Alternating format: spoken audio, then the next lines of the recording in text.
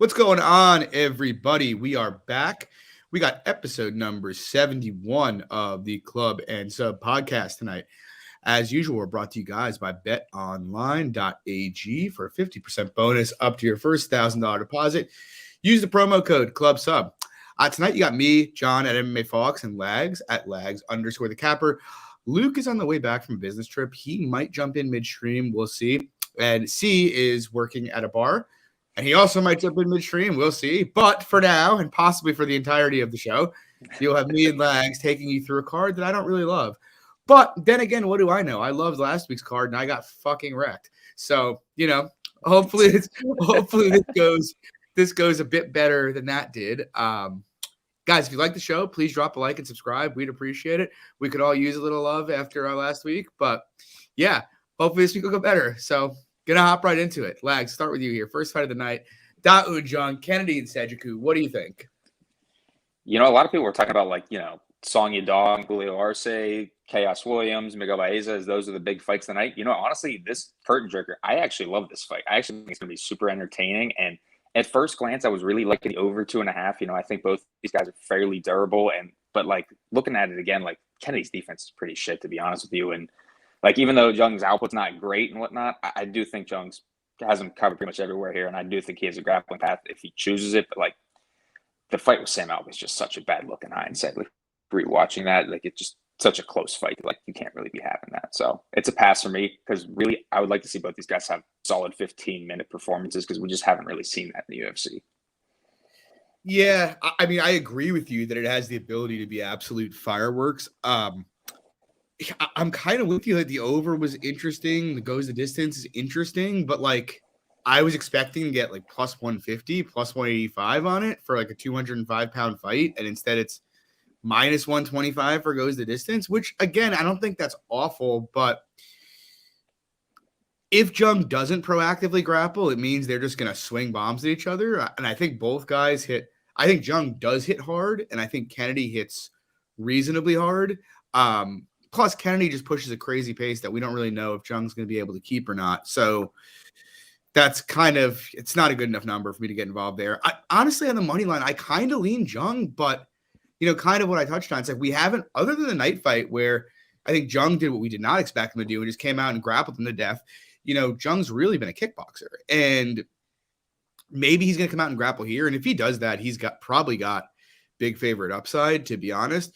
But if he doesn't, it's just if I had 2 fights in the bank of Jung wrestling aggressively, I would definitely be playing him at the number. But in a kickboxing match, I think he's got better striking, but he's also pretty hittable. And as you said, the guy was dropping minutes to Sam Alvey, and we know Kennedy's going to push a fucking pace here. So, yeah, I'm passing. I understand shots on Jung. I understand shots on Kennedy, to be honest. I just don't really have a great feel for how this is going to go. So moving on, we got second fight of the night, Mark Jacasey taking on Rafael Alvarez.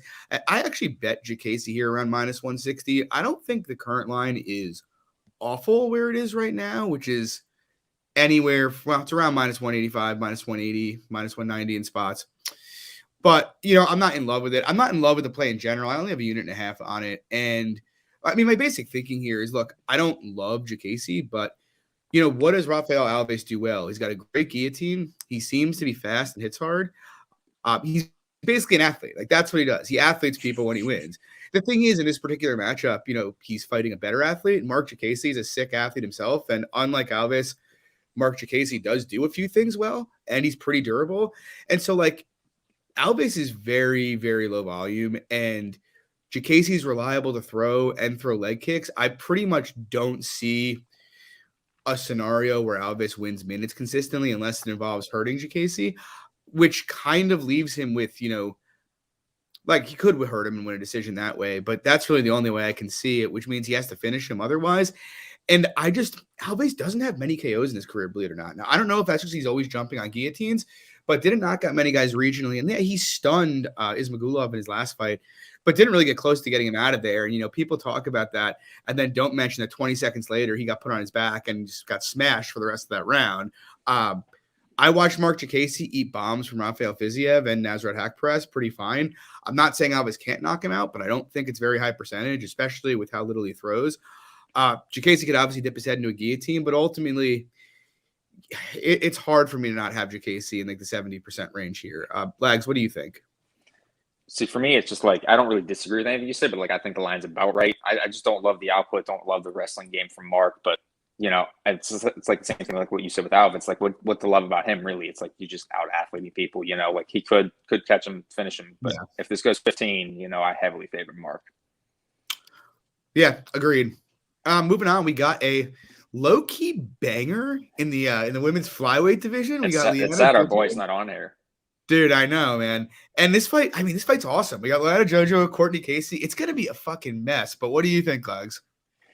I was just eyeing props, to be honest with you. I think ends and sub isn't too bad, plus 300, but like I don't have too strong a takes. Like I feel like Casey, decent size favorite's probably fine. Like I don't really love the wrestling game of Jojo on the feet. It's pretty, I would say, fairly one-way traffic with Casey being a much better striker.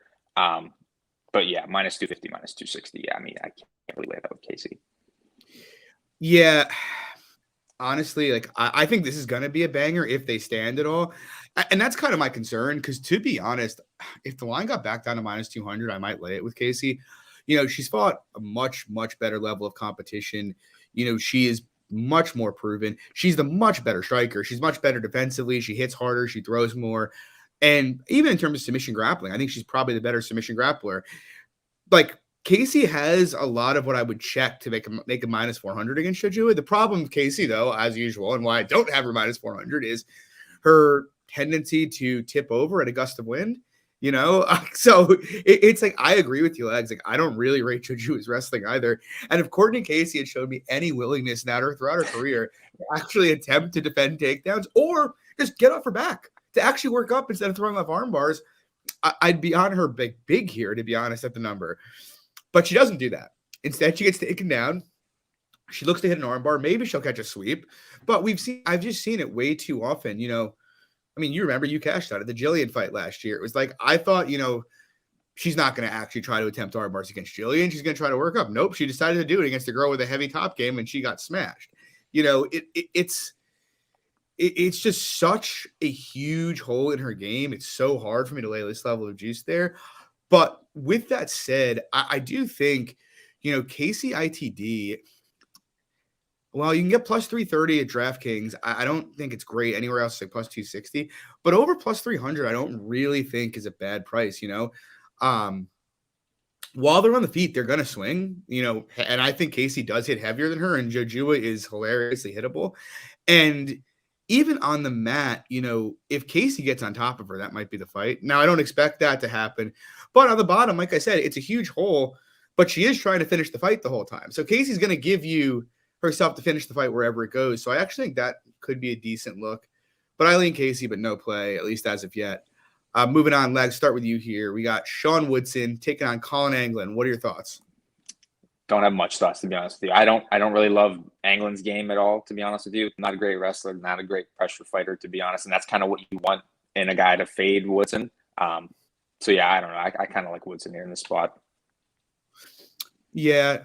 The thing is, it's like if Anglin had the cardio to do what Zalal did, I'd probably bet him here. Like I don't especially rate Sean Woodson. He is a pretty good striker and a pretty precise striker, and he's very high volume, which, I like those things. But he's also got pretty big grappling holes that we've seen in the past. And the thing is, he's tall, which makes it kind of hard to take him down if you're not scooping the double leg when you get him in the fence. And I think his first level of takedown defense is getting better. And that's kind of like what you touched on. It's like if Anglin could cage push him like Zalal did, I would back him. Or if he showed, an ability to actually, chain wrestle and maybe be able to switch down to a single leg and pull him out. Like I think someone's going to fight Woodson soon who actually has a decent single, and he's just going to be completely helpless against it. But because he moves around like a baby deer when he's trying to balance. It's not really that hard, I don't think, to keel him over if you know what you're doing. But the reality is, I think this is close. I think Anglin's wrestling is a lot closer to Bochniak's than it is to anybody good. And we saw him pretty much have not much trouble with Bochniak. And on top of it, it's just like, let's say he can get a takedown. Is he going to finish it in the first round? Because if not, he's probably going to slow down.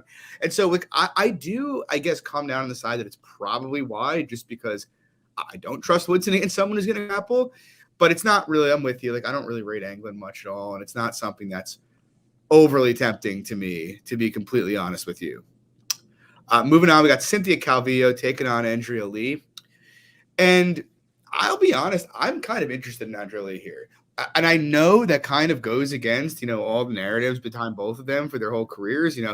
Lee has trouble with grappling, et cetera, et cetera. Calvillo is a great grappler.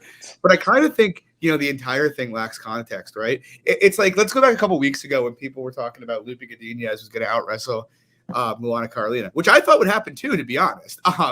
But, it turns out they have weight divisions for a reason, right? Carolina was a lot bigger, a lot stronger. And it turned out, even though she does not have great takedown defense, she was able to mostly keep it upright. I think in some respects, it's a similar dynamic here. First of all, Lee is very physically strong. She is big. Lee is a true 125er, whereas Calvillo really is not. It's a very, one of the reasons I felt comfortable backing her against Andrade at 125 is because I felt like she wouldn't be outsized and she might be able to, match her in the clinch, maybe drag her down.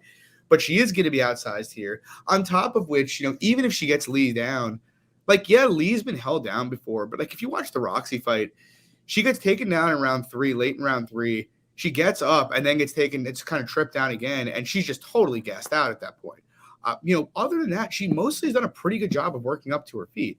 This isn't Marina Rodriguez who won takedown and that's the round. So it's like, I don't really think even if you think Calvillo is going to land a couple takedowns here, and by the way, she doesn't attempt many takedowns throughout her whole career. Even if you think she's going to attempt a bunch of takedowns here and get a couple, I don't think you can count on her getting 5 or 6 minutes of control. I think that's kind of crazy. And on the feet, I just think Lee's a lot better than her. First of all, I know it's Jessica Andrade. We just saw her last fight. Calvillo does not like to get hit. When people throw back, you saw it in the Chikagian fight too.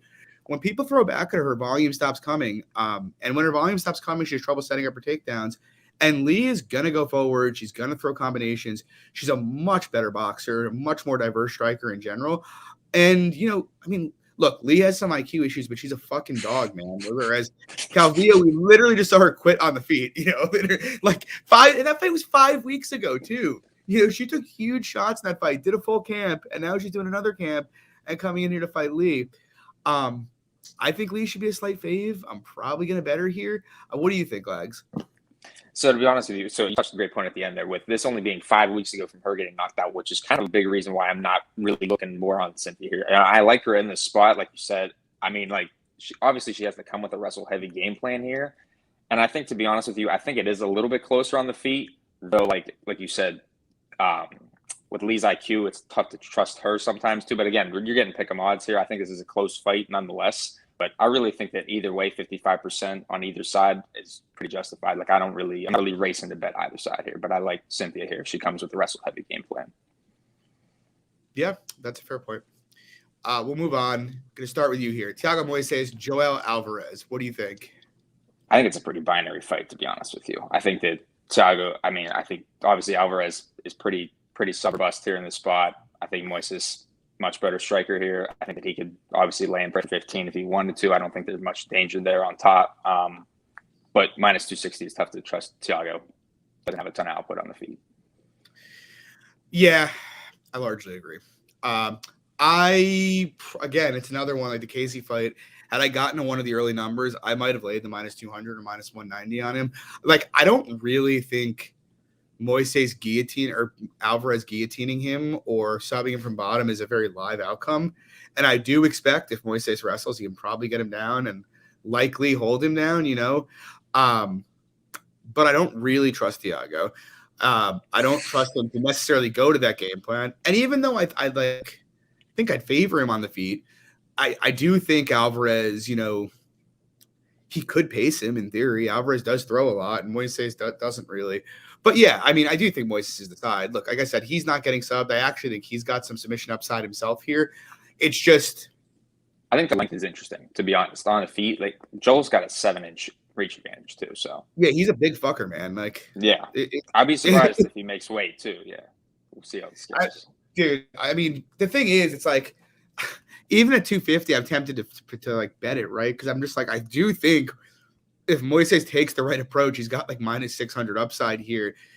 But I mean, I bet Yakovlev huge against Alvarez. And I was like, Yakovlev's not going to get subbed from bottom here. And he gets armbar 2 minutes into the fight. I was like, well, fuck me, man.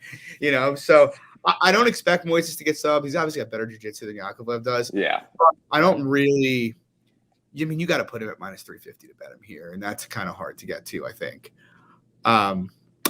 Moving on, I'm going to start you again here. We got Julio Arsei taking on Song Yadong. What are your thoughts?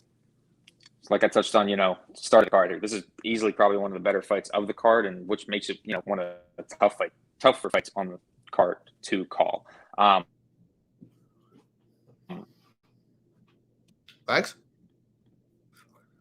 All right, boys. Well, Lags is frozen, so I'll go into this fight. Yeah, so when I first started looking at this fight, my view of it was kind of, I'd almost certainly be on Arsei. My thoughts on his game were that, he could outfight pretty well. But, after looking at it, he doesn't really outfight much at all. He likes to pressure guys and try to draw them into big pocket exchanges. He's a good counter boxer, and he likes to brawl people in the pocket, which for me is kind of a problem here because I do think, first of all, Song's a good pocket boxer. I don't think his level of technique is on Arsei's level. Arsei's probably a little sharper, probably a bit more precise. But I do think Song's a lot faster than Arsei is. I think he hits a lot harder than Arsei does. He can keep a much higher pace. Oh, Jesus. There we go. He can keep as high a pace as Arsei can. And so it's like I'm looking at the fights. Like I don't really think there's a lot of grappling upside for Julio.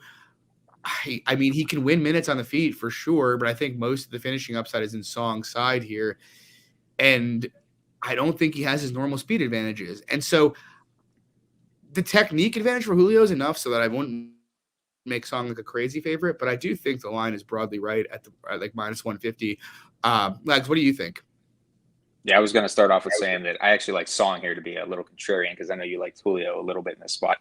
But yeah, I just close in what you said there. I think Song's got the more finishing upside here. I think that, like touched on too, I don't think Julio has a speed advantage here. That was kind of a big, rewatching the Kyler fight, it was like the speed advantage was huge, not to mention the wrestling path for him obviously was huge, which I don't think Julio really has much here. So I think this is a close fight. I think the margins for either guy is going to be fairly close, but I think obviously the finishing upside is Song. And I think if you like Song, to be honest, I know Gugabe touched on it. I think his no scorecards is plus 120. So is it really? That's pretty interesting. Yeah, no, I'm with you. I did like Julio earlier in the week, but I'm pretty much completely with you here. It's like Kyler basically stayed on the outside the entire fight and moved laterally. He didn't give him, the fight in the pocket. That's another thing too. Yeah, Kyler's got a lot of good foot movement as well, which obviously Julio doesn't have. Kind of crazy outside movement like that. Yeah, like Julio's going to go in and trade with him, and I don't really. Like you mentioned it, but like the speed advantage for Song is pretty significant. And that's just, if I'm betting a plus 125 dog, they're not much of a dog, it's 45%. And they're going to give the guy they're fighting the game they want. And the guy they're fighting also hits harder and is faster. I don't really want to be a part of that. I've fallen on my face with enough of these dogs the last couple of weeks. I think Song is kind of I don't want to say he's the side, but I would be more inclined to bet Song at plus 100 than I would be at Arsei plus 150. I'll put it that way. Moving on, we have a good one here. We got Miguel Baeza. He's taking on Kalen Chaos Williams. Lags, what are your thoughts here? So earlier in the week, I like Baeza here. I think that he can play that outside game, play a little bit safe here.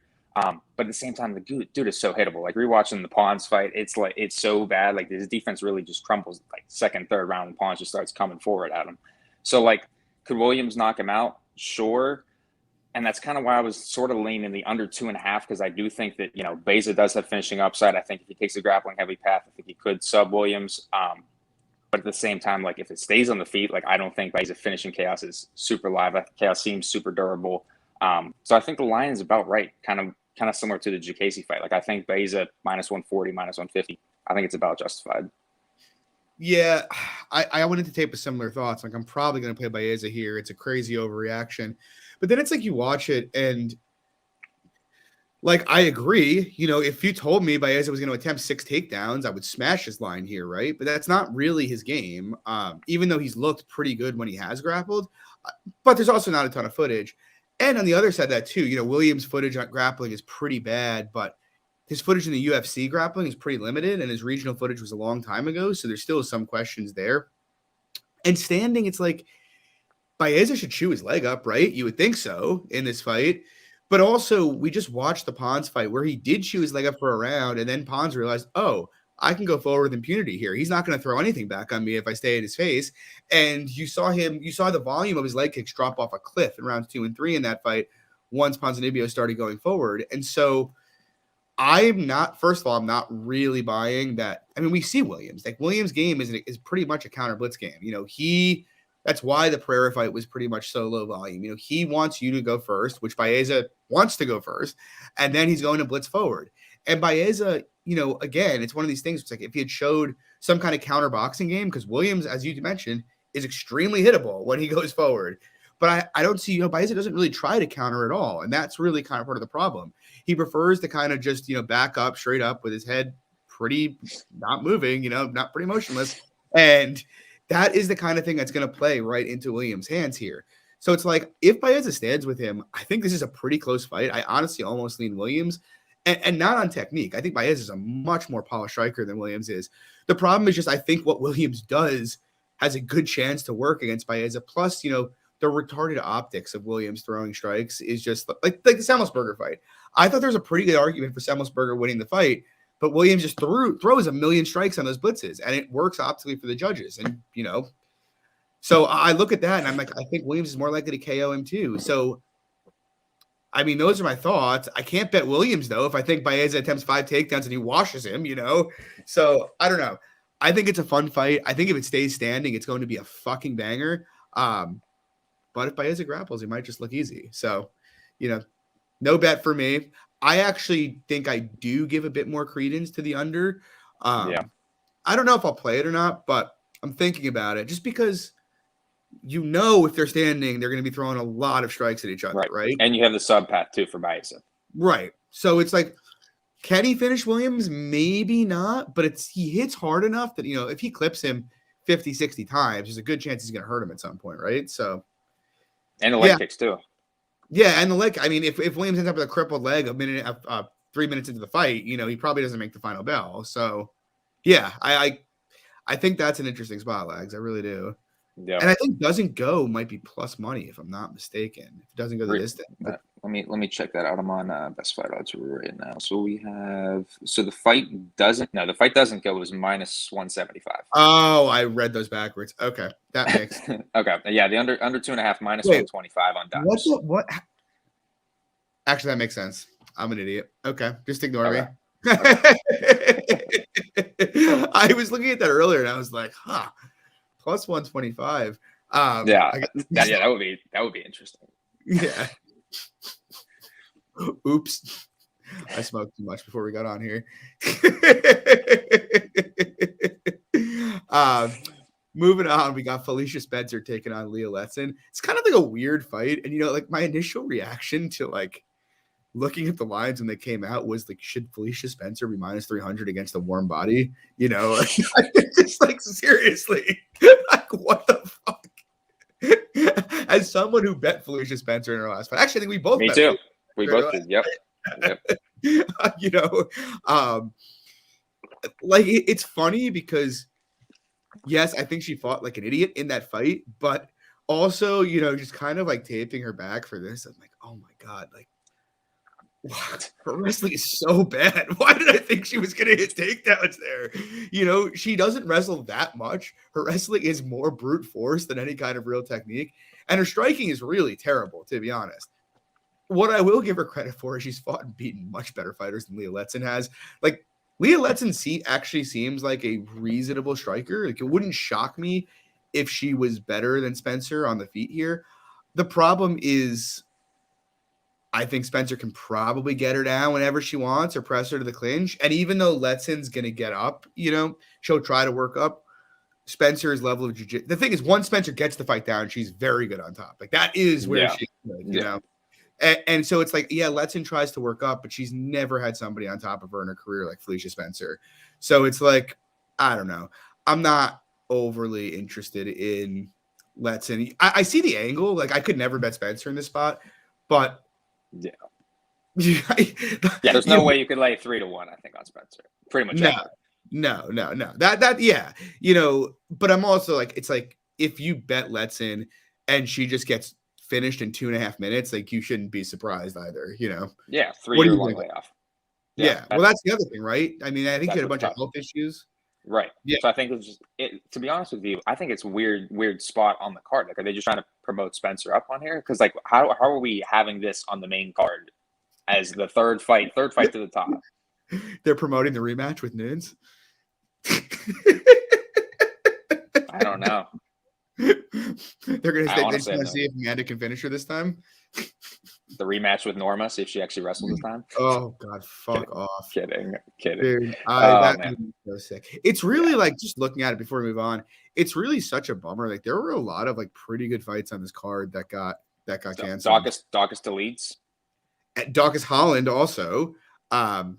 And it was Daukus Holland and Anders the leads, which probably both made for better fights and better betting opportunities. Banana Lutz was on this card. Lynn's OSP. This card had a lot of potential. Lynn's OSP was a shit show. That was just. But it would have been a fun shit show. Who doesn't like watching OSP fights? They're a mess, True. But moving on, we have the co-main event of the evening. Big Ben Rothwell taking on Marco Sogerio de Lima. Legs, what do you think here? Well, this is my only bet on the card so far. I got 1 unit, de Lima, plus 125. On the feet, I think he's a much bigger hitter here. I pretty much think the only fear really is him getting his back, like putting his back hitting the mat, to be honest with you. But Ben isn't a great wrestler. I hear all these Rothwell sub takes. It's like, I know de Lima's losing that way, but I don't really think that Ben has some kind of elite wrestling game to just sub him here, to be honest with you. So I think that anytime this is on the feet, I think Rothwell's skinny legs are pretty much in danger. I think that he's super hittable. I think his cardio, I know a lot of people are saying de Lima's cardio is not great. Rothwell's cardio is not fucking great either. He goes to shit after about, round and a half as well. So, I like de Lima in the spot here. I think he should be, decent fave. Yeah, so I'm on the same side as you. I'll say this, because I'm with you. I think he should be a decent fave as well. I only have a unit on it just because, the potential for de Lima to mentally collapse and get finished is quite high in any given fight. But I do think skill-wise, they're like, look, Rothwell has had a much bigger career. He's fought much better guys. He hasn't looked good in a long time, though, man. Like, he really, really hasn't. I guess he looked good against Barnett, but that was just such a squash match. It wasn't even funny.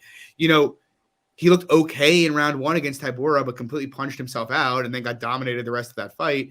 Honestly, since he came back from suspension, I didn't think he looked great against OSP. I didn't think he looked great against Struve. He had to hit Struve in the nuts twice before he finished Struve. He was getting dominated in that fight, Yeah. And so it's like, I understand the angle on Rothwell. He's a lot more proven. He's got high volume. De Lima is a head case. But, I mean, I honestly think de Lima is a much better striker than he is. He's a lot faster. He hits a lot harder at this point. And even with the Rothwell volume, I'm not even sure he's going to be able to get volume off. Like, guys stop going forward pretty quick after they've eaten 4 or 5 leg kicks or a couple quick shots, And so I think de Lima wins this pretty clean on the feet. And even in the grappling, like, I know de Lima has collapsed before, but like, contextualize Rothwell's grappling. Like, he's got a bunch of chokes on his career, but they're almost all front chokes. He's like a Kimura in there. This is not a guy who is like taking guys down, mounting them, throwing arm triangles at them, anything like that. He's not doing any clever jiu-jitsu shit here, So it's like, yes, I guess de Lima could quit and get forearm choked again. I guess, look, right, just in time. You're here for the co-main, Luke. Oh, God. I'm that late? Yeah, Lags and I have been ripping through it. Oh, geez. Yeah. Hey, I like the hat. I like the hat, Luke. I'll let you give your opinions at the end. The people want to hear from you anyway, so. I think you lost the least money last weekend, so. It still was not a good week. That's what I will say. It sounds like pretty much everybody had, like, I think maybe 1 or 2 people out there that I saw on Twitter like had even like a moderately positive week. I think everybody else got smoked. Dude, I think Cody hit a 100 to 1 PRP. Did he? I think he did. Yeah. Well, missed that. Props to Cody. Yeah, Cody been killing those, bro. Yeah, he had Curtis in there too. I think it was like in his 3rd leg. It's right. That's right. You're right. You're right. Yep. So Cody on that island, just sitting in that chunk of change, bro. Emmett Clint. Props to Cody. But anyway, so yeah, I mean, I think the Lima's got and he got up against Romanov. Like, I think he's got a shot to get up if he gets taken down early. And I also think on the other side, if he were to hit takedowns, he might be able to just wash Rothwell from top position.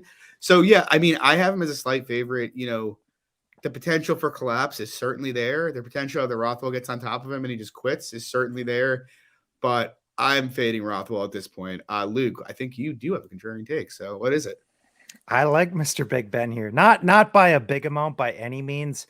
I think it's a decent stylistic matchup for him. I obviously jumped in a little late, so I didn't get to hear your guys' takes on it. We talked about it a bit in the group chat, but at the end of the day, I think Rothwell's a pretty tough guy to take down. You know, we've seen De Lima obviously land takedowns, and at least in terms of winning extended fights, he's been able to have that wrestling-based success. Maurice Green did not even try to stand up, if we're being completely honest. Wieczorek decided to play guard in that fight.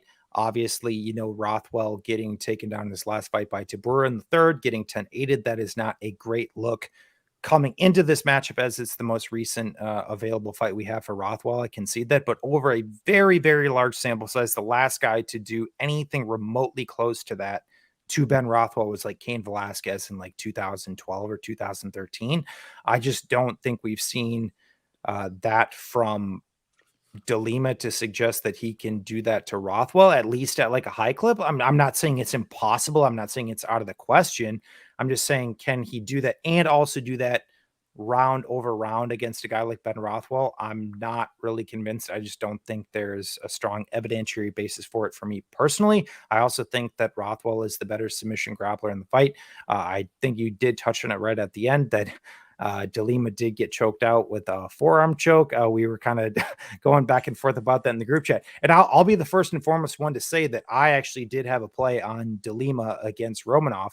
And hindsight 2020, I thought he actually looked decent in the stand-up in that fight, but I think we just have a long track record to say that the guy's a fucking quitter. He faces adversity. He wants nothing to do with anything. And what we know about Ben Rothwell, we can say he's 40 years old. He's hittable. He squares his stances. He doesn't wrestle a ton. I get that. But what we do know is that Ben Rothwell, not 100%, but for an over large sample size, is probably going to be in there for 15 minutes or for better or for worse. Not many guys have just came out there and flatlined a guy in Ben Rothwell for a second. So I think, I guess maybe I'm with some other people. Obviously you guys disagree, but I think a De Lima win is pretty entrenched on a typical De Lima early finish. I don't see him outworking Ben over the course of 15 minutes.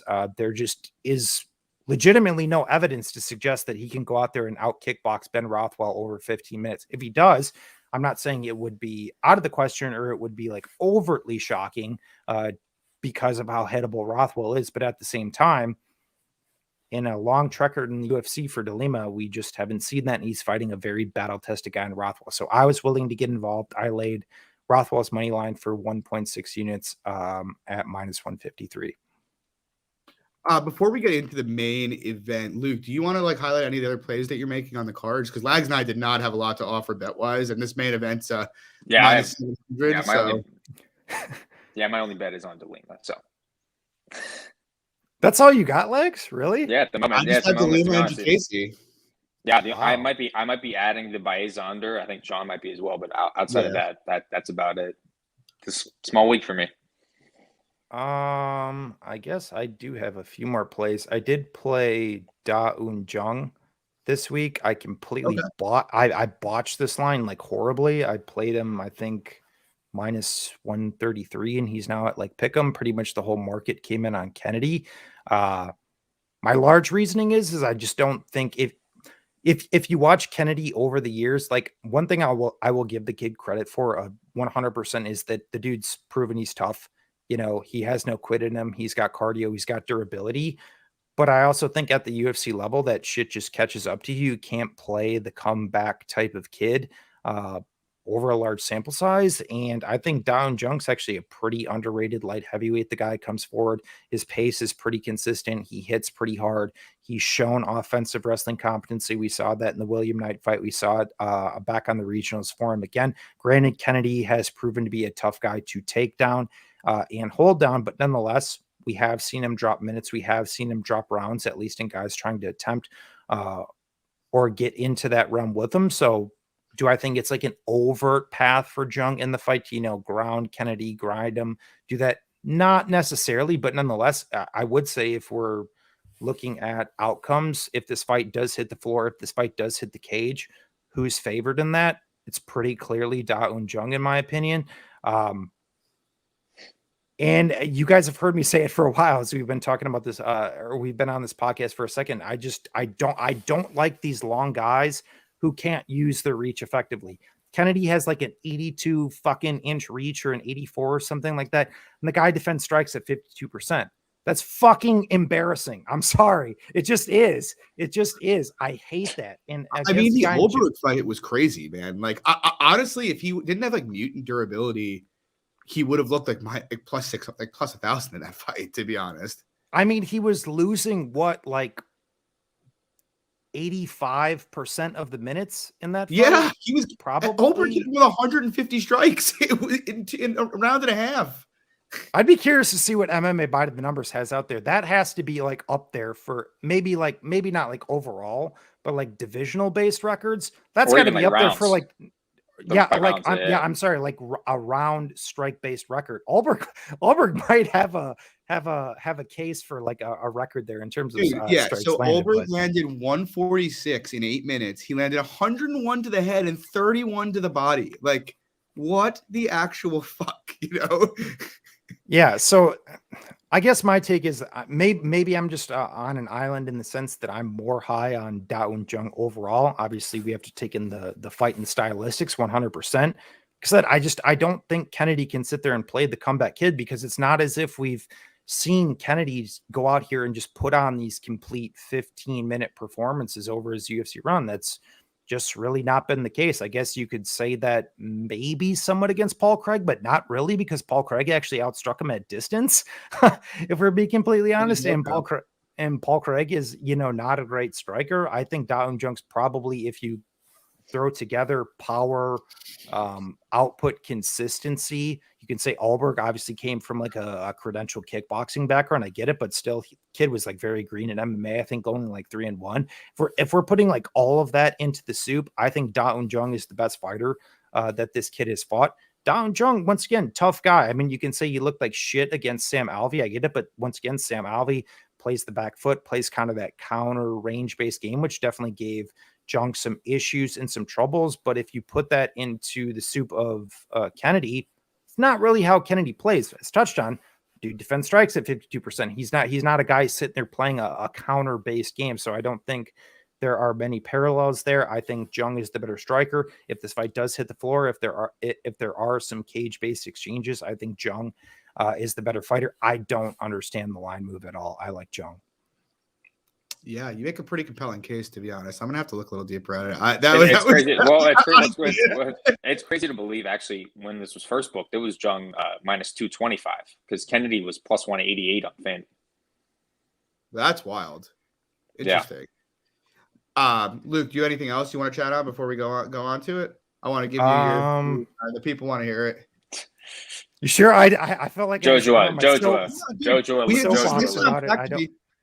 This was going to be the fastest show ever. So, yeah, I mean, feel free. Swing away. Jojo. Actually, my most. We'll probably get to that. Right, and we'll see if John boots me out before we get to that. Actually, my most confident play on this entire card, it's definitely chalky. It's taken some steam, but it's actually Thiago Moises. I played him for 3.5 units at minus 210 here.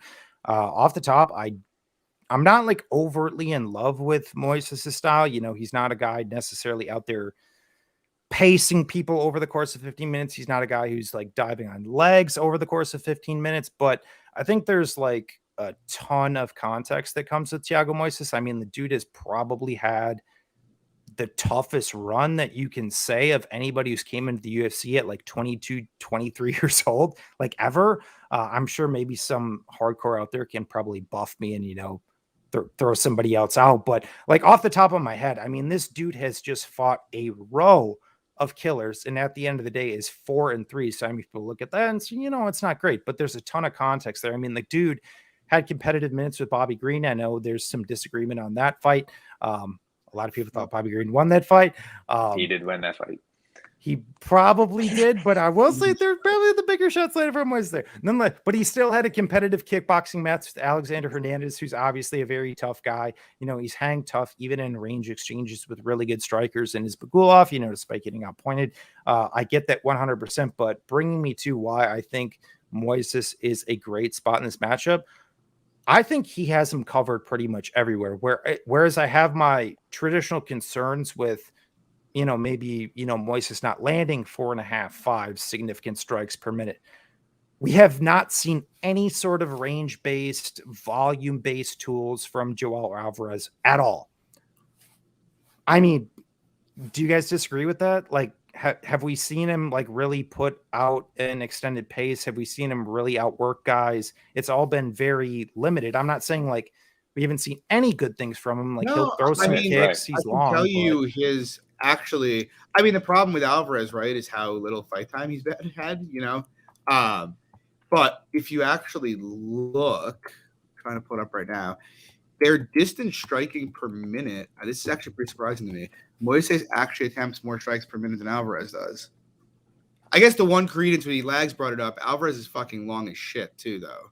It's a 7-inch reach advantage, yeah. Honestly, out of everything, that's what I would say is the biggest concern if I had anything. Because yeah, I think what you say was 7 inches. Yeah. So, but once again, I should say, given the limited footage, is there a ton of evidence to say that he can play a range striking based affair with Moises for 50 minutes? I don't think there is. Not that I've seen. I think Moises is actually a pretty underrated striker. He's fast. He kicks well.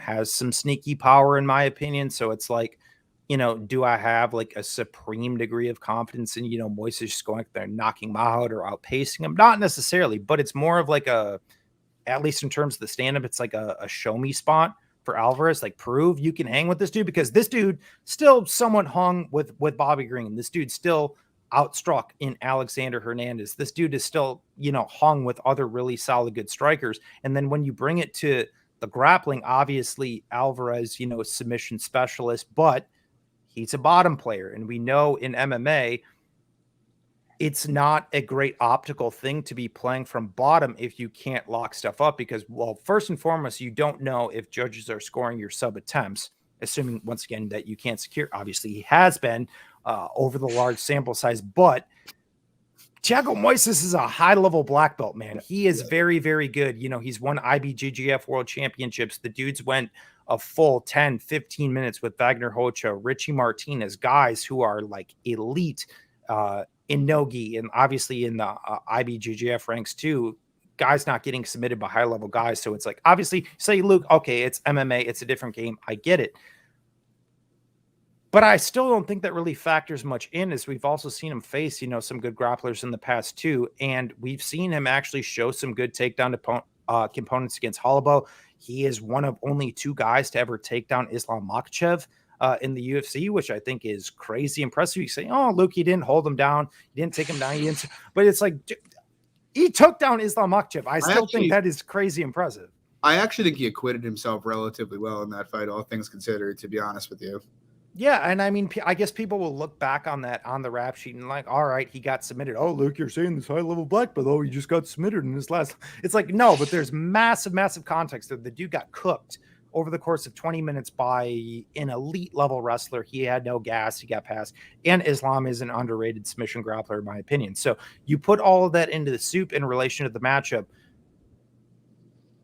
Alvarez doesn't really have a striking game. He doesn't have an offensive wrestling-based game. There's no evidentiary basis to say that he can outstrike Moises over the course of 15 minutes. So he's reliant pretty much on a back player guard sub, which no one has ever been able to do on Thiago Moises. So I think Thiago has stylistic advantages in both capacities. I think he's the better striker. In this consideration, he's actually more active. I think the leg kicks are actually a really big component. I think he's an underrated kicker. I think he can have kicking success here. I think he has sneaky knockout potential. If he wants to wrestle, he 100% can, because we know Joel Alvarez will accept takedowns. And he is one of the few guys, and probably the only guy, at least to date, I would say that I feel confident about saying that he'll be completely fine in the guard of Joel Alvarez. So I don't really see how Alvarez wins minutes here, unless it's like a club and subs, scenario on the feed. He hurts him. I think it's a great spot for the guy. Like I said, I have my own issues with him in the past, but based on the matchup, the window for Alvarez to win this fight is so incredibly small, in my opinion. So the way I guess I'll end it is I think it's Moises' fight to lose. Yeah, that's fair. Anything else you want to touch on? Joju, all the units. Okay, as long as you don't say Rafael Alves, that's fine with me. All right, so we'll jump into the main event then. We got Max Holloway. Hasn't fought since he put an absolute ass whooping on Calvin Kattar almost a year ago. And he is taking on Yair Rodriguez, who has not fought in some time himself. Luke, we'll start with you. How do you think this fight is going to go? Do you think there's value anywhere? The only value I would say is Max 4-5 decision. I think it's like minus 130. If you don't have access to that, I think. What's it at now? It's minus 195. Jesus fuck. Yeah, got smoked. That was, yeah. All right, so no value on this fight at all. I don't know. Maybe if you don't have access to that, obviously, I don't know if I'd probably. I think the over 3.5 is minus 170. Even then, I think round 3, I think could get very interesting. For me, I give Yair Same. like 8. I give Yair the 10-minute window. Yeah. Agreed. Yeah. Because that's kind of why I was interested earlier in the week at the 4-5 decision prop as well. And then I'm like, well, Max could just fucking cook him in like end of 2, all of round 3, and then he just fucking cooks him in 3, and that's it. And then I lose my bet. And it looks like a great spot at evens. But yeah, no play for me either. But I like the overs.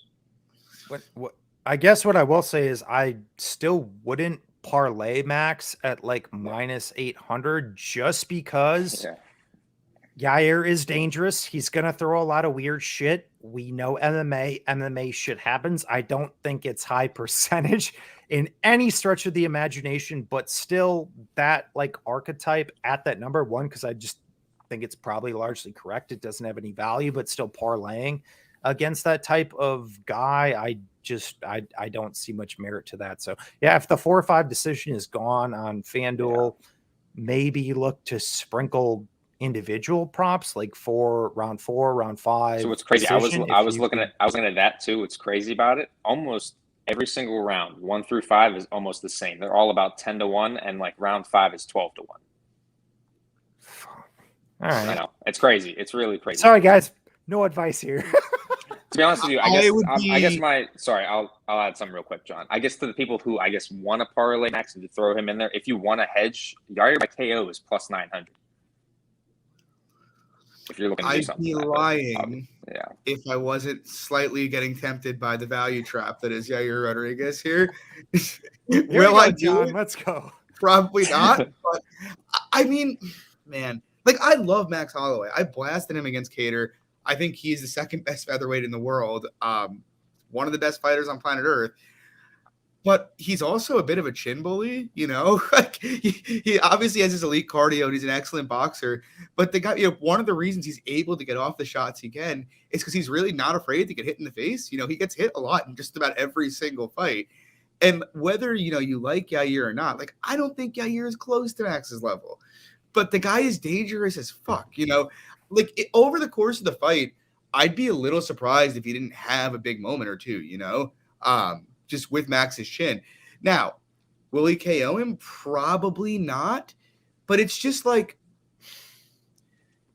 what's going to happen if I ended up betting Yair is he's going to kick him with 2 flush head kicks that like visibly wobble the knees and then Max is fine 10 seconds later. Just to tease me. But I mean, seriously though, it's like just trying to think about it. Like plus 500 means they're implying Max wins at 83%. That for it to be 83%, you have to think the chances of decision are like sub 5%, and the chances of a finish are like 15%, 14%. Now, I think that is 15% on a finish seems reasonable. Yair is very dangerous, but also Max much less likely to get finished than other guys. The thing is, I agree, Max is a massive favorite if it goes the distance, but also it's just like, how many times do we say no when they can't possibly win a decision, and then we get this weird fight, or like a fight where Yair hangs on the outside for 25 minutes and like throws leg kicks or whatever. I can't get that out of my head. Like, I don't think he's going to win a decision again, but it's like, you can't imagine a scenario where he maybe hurts, like maybe steals 2 rounds early off him before Max really heats up, and then maybe wobbles him late in the fight. Like, it's a very plausible scenario. It's not a very likely. I don't know. I just don't think the cardio of Yair late, like even if he does take those, like let's just say he takes those first 2 rounds, I think Max winning those last 3 rounds are very high clip. I agree. I think Max winning every round is very high. Right. Like to be honest. All right, so I guess my question just don't do it, John. Just don't do it. I'm not doing it. So how early do you think like his chances are, Yair? Like, what do you think? Like around that 10-minute mark too? I mean, here's what I'll say. When he fought Zombie, he fought in Denver and went a hard 5 rounds on short notice at elevation over 25 minutes. So it's like, I kind of think, I know he gassed out against Stevens, but he also threw the fucking kitchen sink at him in round 2, trying to finish him in that fight. Look, I think Max should be a big favorite. When it opened minus 300, I was like, there might even be value on Max. Then it hit minus 400. I was like, it's about right, 80%. That seems reasonable. And now we're up to like plus 500. Am I hitting it at plus 500? No, I'm not. But like, if it keeps trending up and Max closes like minus 1,100 or minus 1,000 or something, and Yair is looking at like plus 650, plus 700, I might take like a 0.3 unit stab at it or a 0.5 unit stab, just because like at that point, it's like, how wrong can you? John, I think I found a prop for you. What is it? Yair rounds 1 through 3 plus 850. Isn't Yair KO plus 900 though? Oh yeah, I guess that's true. Yeah, yeah. I don't know. Sorry. Honestly, I've lost too much money on these value traps the last like 2 weeks between fucking Amir Khani and Michaelitis, and Frankie getting front kicked with a minute left in a fight. But yeah, I mean, I'm probably not going to play it. I'm just saying, like, I do sort of think the assumption that Max rolls him is a good one, but also the line is discounting the possibility that he's fighting a super dangerous opponent who is very dynamic and fast and could potentially finish him. But yeah, Max is going to beat the shit out of him. Like that's my overview of the fight. I'm just saying, if I was putting money on a money line here, it would not be on Max Holloway, but I think he's going to kill him. So, that's it. Don't put money on a money line. Just don't bet this fight. Just enjoy it. It's going to be violent. It's going to be beautiful. So with that, Luke, do you have any Bellator? Any LFA? Dude, I haven't even looked at a fight yet for any of those cards. For Bellator? Come on. I'm trying. It's gonna be in Miami too. It's crazy. Is it? Bellator? That's it's literally the same. It's gonna be at the Hard Rock, like the same place we went to for PFL. I'll tell you this. What are the hot takes, John? What are the hot takes, John? Let me know what I need to be looking at. Fade Mowry. Raheem Cleveland. Steve Mowry, that giant who I faded when he was like minus 900 last time. He's minus 600 again, but he's fighting Raheem Cleveland this time. The PFL guy, right? Yeah. He's not very good, but Steve Mowry. What's the line on the jiu-jitsu girls? I think that's for LFA. Yeah, the Brazilian. He is against Loveth Young. It's evens. Oh, which is interesting. Loveth Young, not very experienced. I know some people think quite highly of her, but I did actually. I think I bet her a fight or 2 fights ago, but the chick she's fighting is a pretty good fucking grappler. It's like archetype striker versus grappler matchup. Yeah, I'm gonna have to look at that one. But yeah, guys, take a look at that. Next week, I promise you I'll have a lot more hot takes. I have many hot takes next week, but I need to cool down the takes a bit after coming out so hot last week and then losing 10 units on the card. I know everybody lost, but I'll tell you what, Frankie hurt my soul. That really, you guys, I was sitting there with Andrew watching it, and like, I was so amped, and then just like sat back in my seat, just completely fucking crushed. Dude, that's how it was like for me for PFL. Like me and fucking Legs are sitting there and watching the Magomed fight. Yeah, we're watching the Magomed fight. Yeah, dude, like the shit was fun as hell. Great atmosphere. We had a pack of Brazilians to the left of us. I'm saying like 30 of them. And then we had 2 motherfuckers from Denmark or whatever. And obviously, ACJ fight. And so they brought in the whole security. Like they thought these 2 fucking groups were going to sit there and kill each other. It was a great time. And I have the worst event of the entire year on 2 bets. I lost 6 units on the PF. I was like, dude, worst thing ever. Like we were having so much fun. I'm like, yeah, that just put a damper on the night. Just got that's a great worst event though. 6 units. But I dropped I dropped 10 on Saturday night.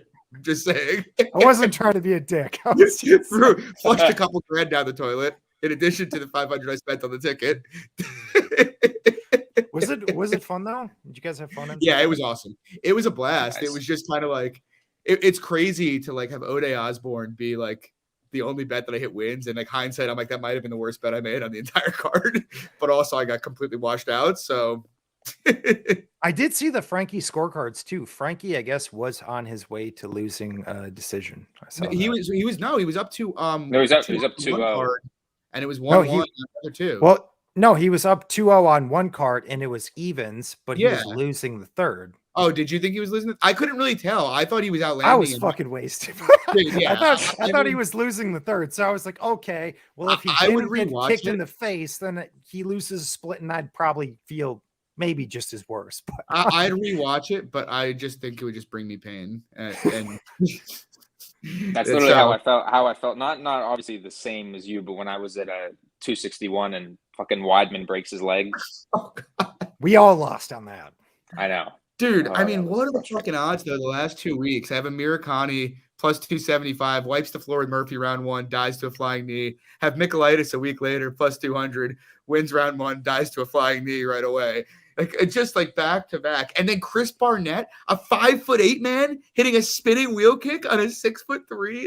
What the hell is going on? Honestly, as soon as that hit, John, I would like that was like the immediate thought process. I'm like, John is gonna fucking kill himself. Because I could already tell you were like, you would probably be fine if it was like he lost some tepid, sloppy base bullshit. But Chris Barnett kicks him in the fucking head. That's how I lose my bet. I was like, John's gonna be losing his mind. Right I couldn't believe it. Like I'm watching it. I'm like, Volante, he looks terrible, but he's easily winning this fight. It's yeah. Anyway, I felt for you on that one, bro. Well, we will have hot takes next week. I'll be back cooking dogs next week, hopefully. But yeah, guys, so we'll be back next week, Wednesday, 10 p.m., same time. The gang will all be there. You got me, as usual, MMA Fox, Luke at SWR_betting, and Legs at Danny_Legs. And guys, if you like the show, please drop a like and subscribe. We really appreciate it. Thanks, guys. Take it easy.